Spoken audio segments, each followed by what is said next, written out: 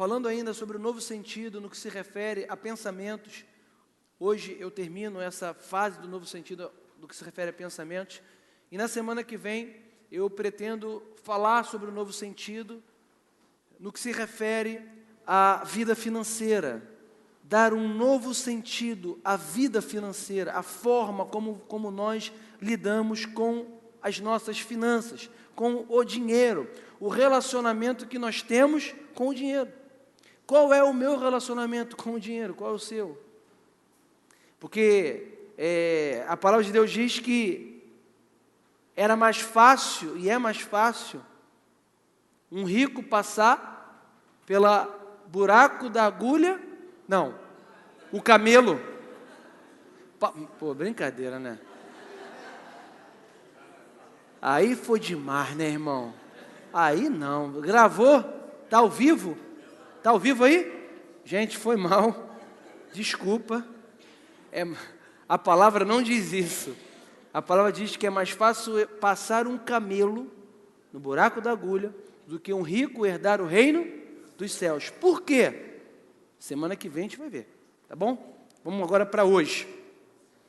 Abra sua Bíblia em Filipenses 4:8. Vamos para a palavra de Deus, aleluia. Vamos lá.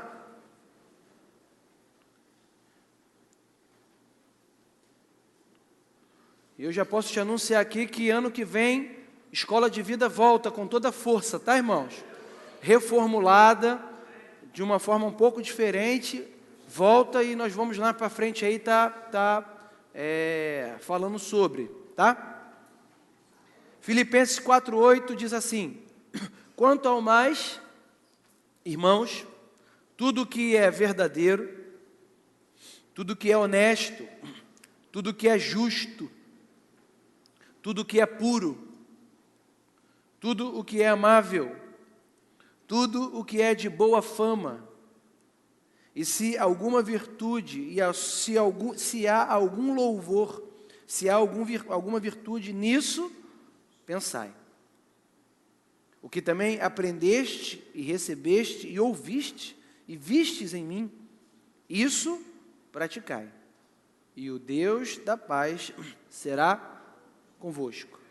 Irmãos, um pensamento sadio, uma mente equilibrada e uma mente em consonância com a palavra e a vontade de Deus é uma mente que vai sempre estar em paz. Deus nos resgatou, Cristo nos retira do império das trevas, nos dá uma nova identidade. Ele diz que nós passamos a ser uma nova criatura nele, e a partir desse momento, Ele restaura a nossa vida, e a vontade de Deus é que nós tenhamos mudado também o sentido da nossa mente e dos nossos pensamentos.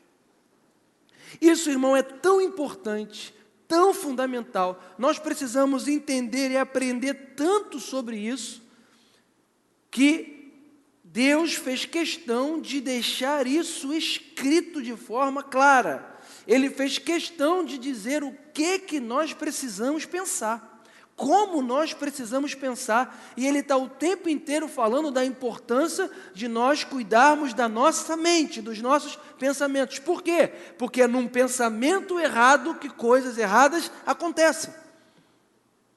É num descuido de pensamento que as coisas vão tomando um rumo na nossa vida que não era para tomar.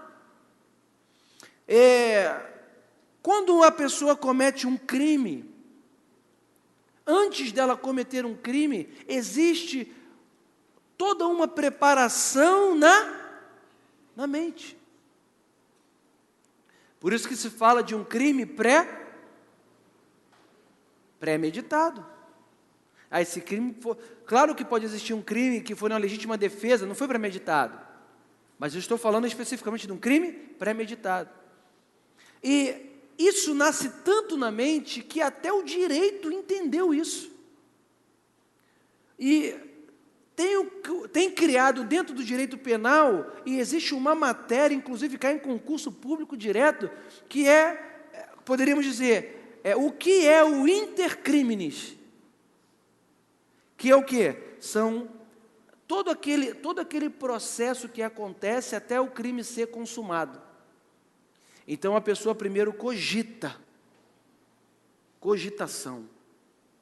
Eu já sei, a gente faz o seguinte, aí ele reúne, né? Não, primeiro ele pensa, nós vamos fazer assim, eu vou chamar fulano, ciclano, tal, aí o carro vai parar ali, aí eu já sei, fulano dirige, o outro vai para um lado, o cara está só pensando. Aí depois ele liga para as pessoas e faz a reunião. Atos preparatórios.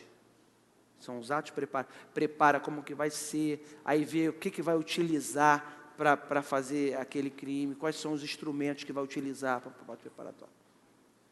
Até que vai se chegar à consumação, que é efetivamente concretizar aquilo. Por que eu estou falando isso? Porque as coisas vão, se nós não tomarmos cuidado com a nossa mente e nós não mudarmos o sentido dos nossos pensamentos para esse tipo de pensamento que Deus já diz que tem que ocupar o meu pensamento. Se eu olho para a minha mente e a minha mente não está ocupada desse tipo de pensamento de Filipenses que nós lemos aqui agora, é porque eu estou pensando errado. E se eu estou pensando errado, a minha vida vai dar errado.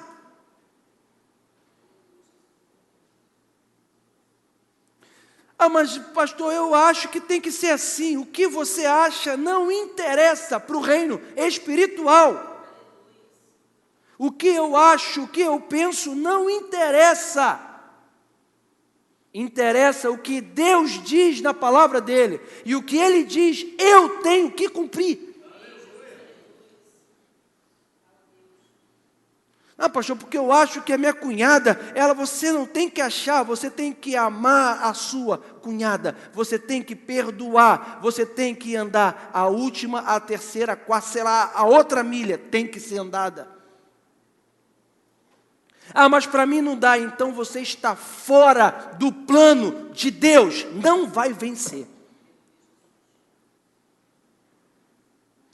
Ah, pastor, mas você está falando assim? Estou falando assim porque Deus está mandando eu falar assim.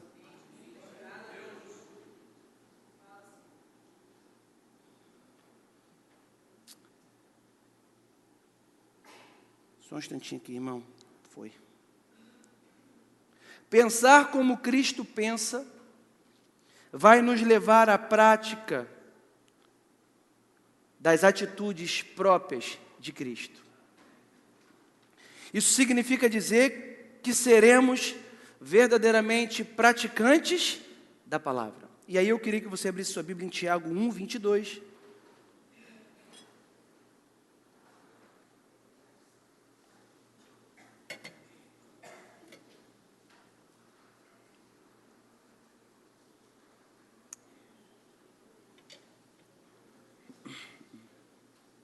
Que diz, Tiago 1, 22,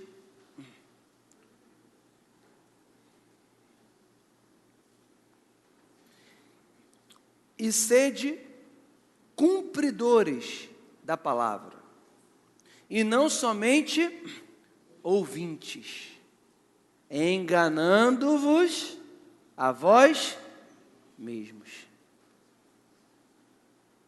Fazendo diferente, irmãos, do que está escrito, do que nós acabamos de ler agora em Tiago, nós estaremos dando golpes no ar. Nós estaremos sempre vivendo a nossa vida batendo na trave, dando alguns dribles até, futebolisticamente falando. Mas nunca nós vamos acertar o gol. Nunca nós vamos ter a alegria de comemorar o gol. O apóstolo Paulo, ele disse que ele não dava golpes no ar. Pelo contrário, ele era preciso. Ele tinha conhecimento de causa. Ele agia, como nós falamos, na boa. Ele já ia no certo. Já viu o cara falar assim, não, eu vou chegar lá na boa. Ou seja, na hora certa. Vou fazer a coisa certa, eu já sei o que eu tenho que fazer, já sei como que eu vou resolver isso. Era assim que o apóstolo Paulo vivia a vida e a carreira dele. E tanto ele vivia dessa forma, irmãos, eu acho impressionante como pode um homem, né? Porque o apóstolo Paulo não era um anjo, ele era um homem como nós somos. E como que pode um homem, em várias vezes na Bíblia, nós acabamos de ler agora novamente, ele dizer: isso que vocês aprenderam, isso que vocês viram de mim, isso praticar. O que ele estava dizendo? Que ele era um imitador de Cristo, ao ponto de dizer: façam o que eu estou fazendo, porque eu estou imitando a Cristo. Ele sabia da autoridade que ele tinha, ele vivia tanto o evangelho como era que ele tinha essa autoridade de falar: olha, faz o que eu estou fazendo, porque eu sou um imitador de Cristo. Por que ele fala assim? Porque ele tinha uma certeza de quem ele era. Ele não aceitava na mente, irmão, sugestãozinha do diabo dizendo: ah, você não pode, porque você já matou um monte de irmão aí, porque ele matou. A gente esquece que o apóstolo Paulo é um santo homem de Deus, a vida inteira. Não. Ele tinha, diz a Bíblia, está lá em Atos, que ele tinha carta dos principais sacerdotes para quê? Para matar cristãos. O primeiro que ele consente, não sei se foi o primeiro, mas pelo menos um que ele consente na morte de quem? De Estevão. Ele estava lá, vendo Estevão ser apedrejado. Tu imagina isso? O cara falou assim: não, mata aí. Pode matar. E lá, Estevão sendo apedrejado, morrendo. Irmão, a gente não para pensar o que é você morrer sendo apedrejado. Né? A gente não para pensar nisso.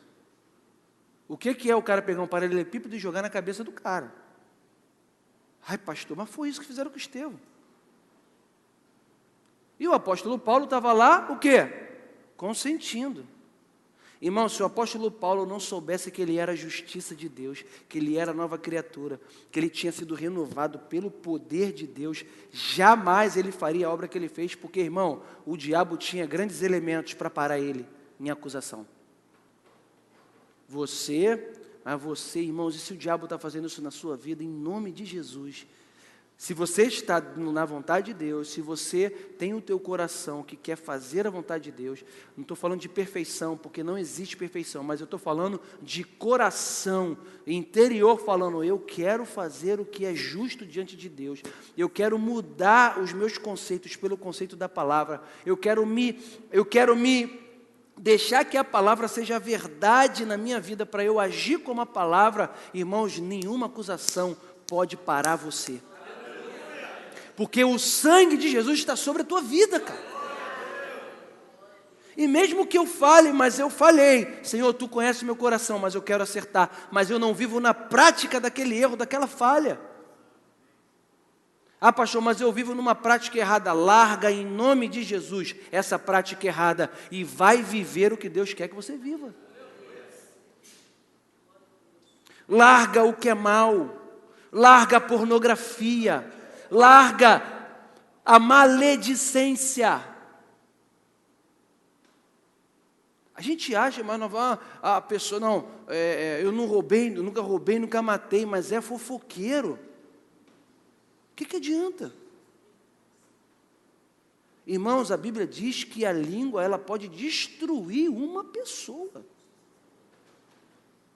Com a língua.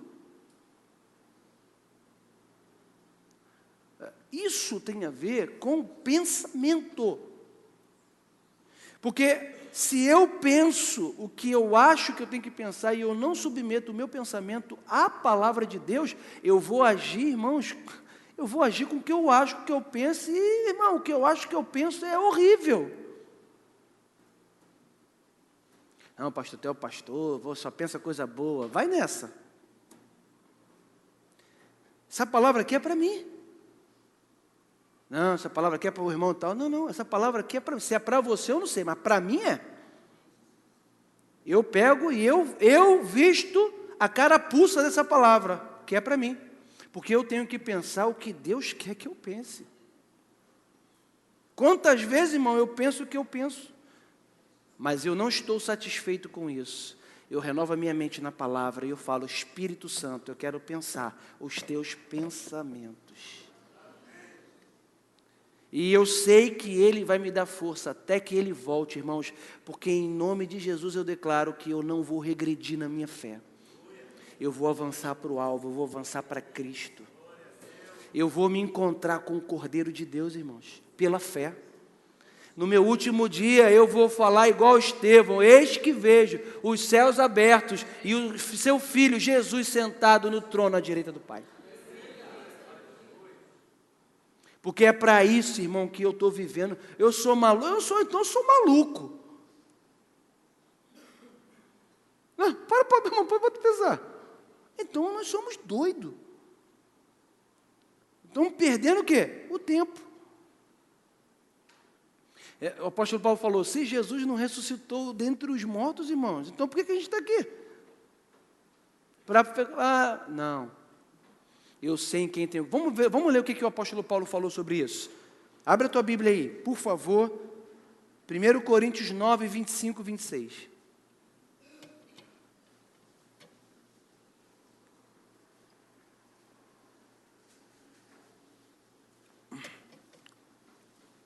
Irmãos, esses versículos tem que marcar, tem que circular, tem que durante a semana ler esses versículos todos de novo. Não sei o que eu vou ler na Bíblia essa semana. Sabe sim, já está marcado, lê de novo. Mas eu vou ler de novo? Claro, quanto mais você lê, mais você vai deixar essa palavra entrar no teu interior, e mais você vai estar cheio dela. 1 Coríntios 9, 25, que diz: e todo aquele que luta, de tudo se abstém. Eles o fazem para alcançar uma coroa corruptível, nós, porém, uma incorruptível. Pois eu assim corro, olha o que ele declara, o apóstolo Paulo: não como a coisa incerta, assim combato, não como batendo no ar. Ou seja, ele sabia em quem ele estava crendo, e tudo que ele fazia calculado pelo Espírito Santo que o direcionava e o impulsionava. É você chegar na tua casa e você saber que estrategicamente, pela palavra de Deus e pelo amor dele derramado no nosso coração, é que eu não vou revidar uma briga ou um ataque dentro de casa para criar uma discussão. E aí você dentro da sua casa, você fica quieto, você dá uma palavra branda, você dá uma palavra de amor, dá uma palavra de paz. Por quê? Porque você sabe o que você está fazendo. O que você está fazendo? Você sabe que fazendo assim, você está cumprindo o propósito de Deus. E isso vai trazer resultado positivo para a sua vida. É o momento em que você se abstém de estar fazendo algo que você sabe não pertencer a Deus. É quando você não aceita uma proposta de suborno. É quando você não aceita no seu trabalho se dar bem em cima ou à custa do outro.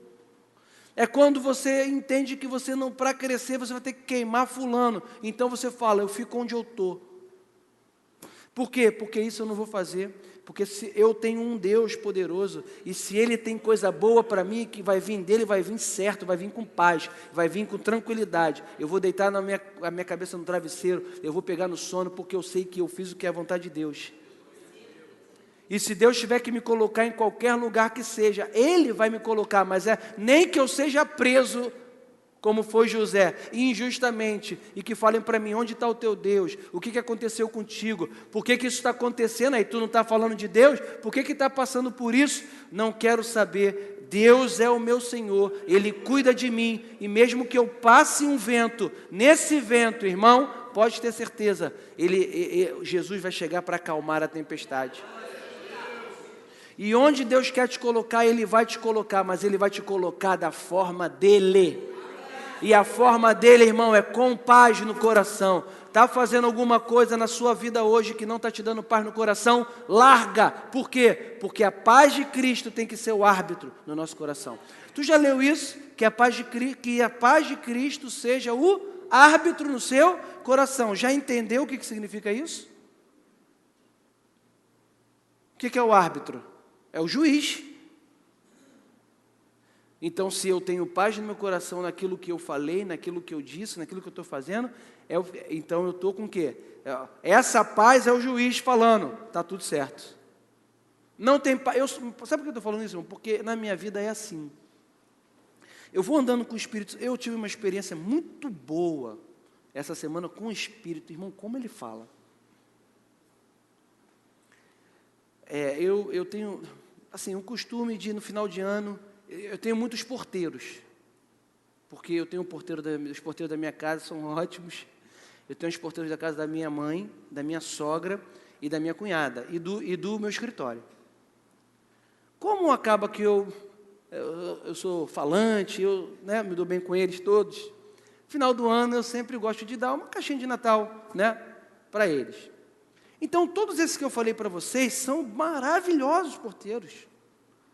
Eu paro com o meu carro, irmão, em casa, se eu tiver com alguma bolsa, o porteiro sai da portaria, abre e fala, seu Glaucio, abre aí que eu vou pegar. Não, como não? Pega o carro e me ajuda, os caras são ótimos. Só que eu tenho uns porteiros um desses aí, daí, são um avesso. São, assim, não muito bons, vamos dizer assim. Aí eu estava com a Amanda, entrei, falei para a Amanda, para esses aqui eu não dou 1 centavo. Não foi, Amanda? Eu não dou uma moeda de 50 centavos, não dou. De quem é esse pensamento, irmão? É meu, humano. Pensamento ruim. Eu penso coisa ruim, irmão. Penso. Tu acha que eu não penso? Penso. Amém. Nem liguei, irmão. Falei assim, Espírito Santo, dá um instante para mim. Senta aqui um pouquinho, deixa eu dirigir esse trilho aqui, desse trem. Deixa comigo o carro. Não, Espírito Santo, agora comigo. E fui. Beleza, isso daí já estava no meu coração, sedimentado, ponto. Ponto e vírgula. Ponto e vírgula não, ponto final. Ponto e vírgula não dava para continuar a história. Aí, desci para trabalhar, não sei o que e tal. Estava no elevador sozinho. Aí estava com as bolsas, aí eu ia botar, o que eu ia botar? Eu ia dobrar a blusa dobrar a manga da minha blusa, fui para o espelho assim, aí vi o cidadão. O Espírito falou comigo. Tu está vendo? E eu dobrando a blusa, o Espírito falou comigo. Não merece, né? Eu falei, de jeito nenhum. E o Espírito falou comigo, você merece alguma coisa? Ele falou, Glaucio, a minha graça é assim contigo, você é igual a ele, você não merece nada. Mas eu tenho graça contigo porque eu te amo. E você vai fazer o seguinte, você vai abençoar a vida desse homem. Na mesma hora eu falei, não está mais aqui quem falou. E eu falei, vou fazer o que eu tenho que fazer. Por quê? Porque Deus, o Espírito me ensinou naquele momento, foi tão bom, porque o Espírito me ensinou, ele me deu uma noção perfeita do que é a graça dele. Porque o sentimento meu era um sentimento exatamente esse, cara, não merece. Você está entendendo? Irmão, teu marido não merece, às vezes. A tua esposa não merece, de acordo com algumas coisas. O teu filho, a tua sogra, o teu sogro, o teu cunhado, você olha e fala assim, não merece. Não merece, cara. Mas a graça dele falou comigo, cara. E eu falei, eu entendi. Aí, sabe como que eu me senti, cara? Eu falei assim, cara, eu sou a pessoa mais... Eu falei, Senhor, que amor grande que tu tens por mim. Porque mesmo sem merecer, a graça dele me envolveu. E hoje eu tenho vida nele. Irmão, você entende como que nós precisamos? Nós precisamos deixar a nossa mente ser o tempo inteiro bombardeada pela palavra. Por quê? Porque com a palavra, irmão, todo dia pega um versículo e lê. Abre a tua Bíblia e lê um versículo, lê um capítulo. Irmãos, são 365 dias no ano. Se todo dia você lê um versículo, irmão, você vai estar, em 6 meses você já está cheio da palavra. Em 1 ano você está com mais, e aí a palavra é inesgotável, quanto mais você vai ter mais. Sabe o que vai acontecer? Você vai ficar impedido de pecar pela palavra. Você não vai parar de pecar por causa do medo. Ah, se o pastor me vir aqui, hein? Ô pastor, passeou, aleluia. E, rapaz, será que ele viu aí, cara? Tu viu, ele chegou aqui agora? Rapaz, meu Deus. Né? O cara está lá, Londrinópolis, aleluia. Oh, glória, cara, dá até glória. Aí o pastor, o pau diácono, passa o irmão. E aí, pastor, beleza? Estou aqui. Vim pegar a minha irmã aqui, estou esperando ela sair. Aí o cara não faz, por quê? Por causa de medo. Não adianta. Mas, irmão, quando a gente é parado pelo Espírito, isso é bom. Porque tu fala assim, caramba, eu sirvo um Deus tão verdadeiro, está falando comigo aqui, e Deus fala o quê? É no dia a dia. A pessoa fica achando, não, né, sempre aqui, não, vem um anjo aqui, né, que tem que vir um caminho de fogo. Uma vez, né, Cleomar? Tu lembra daquele dia, Cleomar? Fomos numa igreja, rapaz, o cara estava vendo uma bola de fogo para lá e para cá, ó. Para cá acabou, eu falei, rapaz, eu não vejo essa bola, cara. E todo mundo vê a bola, eu não vejo bola nenhuma. E que tem, falei, rapaz, falei, meu Deus, e o cara vinha assim, ó. Você aí, falei, quando ele foi na minha direção, falei, não vai dar certo isso. Aí ele parece até que ele já sabia. Acabou o culto, eu falei, Cleomar, tu viu alguma bola de fogo? Ele falou, também, cara, não vi nada, maluco. O cara pensa que para Deus falar tem que ser a bola de fogo aqui. Irmãos, Deus fala com a gente em casa. É na hora que o bicho aperta que tu fala assim, cara, vou ceder. O que eu vou fazer agora? E é muito engraçado que eu estou sempre aqui pregando, né? Obviamente, eu vou continuar, sou o pastor, né? Mas a gente que prega, irmãos, cara, nós tem um mundo espiritual. Você não acha que tem o diabo querendo me dar uma rasteira, irmão? Querendo me botar em situações difíceis, de que tu fala, o que tu vai fazer agora? Eu, algumas semanas atrás, passei uma situação assim, grave. Um dia eu vou poder te contar. Agora não, mas um dia ainda pode ser que eu conte. E que eu fiquei entre a cruz e o punhal. E eu tinha que tomar uma decisão. Só que aqui o negócio era tão assim, escalafabético, que eu fiquei tentado, irmão, na boa. Falei, cara, vou dar esse jeitinho brasileiro. Vou dar o jeito brasileiro. Quando eu falei assim, vou dar o jeito brasileiro, eu nem dormi. Porque o Espírito nem me deixou dormir. Eu acordei à noite assim, aí só vinha aqui na minha mente. Eu falei, rapaz, quando amanheceu o dia, eu peguei o telefone e fiz o que eu tinha que fazer. E falei, é pau, é pedra, se não for assim, não é assim, eu perco. Não quero saber, Deus está no controle, mas vai ser assim. Aquela situação, irmão, naquele dia caiu por terra, em nome de Jesus. Tudo foi resolvido, tudo ficou como tinha que ficar. Mas nós somos provados. É a aprovação da nossa fé. E aí, irmão, o que eu estou pregando aqui, para mim e para você, e eu digo para você que eu sou a primeira pessoa a estar incluída nessa palavra que é para mim, e eu aceito essa palavra de Deus para mim, é para eu, todos os dias, cuidar de como eu estou pensando a minha vida. Como que você está pensando a sua vida, irmão? Será que você está abrigando um pensamento de amargura contra alguém que não seja isso que ocupe o vosso pensamento? Por que as coisas não estão andando? Por que parece que, como o Kleber Lucas cantou numa música que eu gosto, parece até que o céu está de bronze. Eu digo, Deus, o que será que aconteceu? O que será que aconteceu?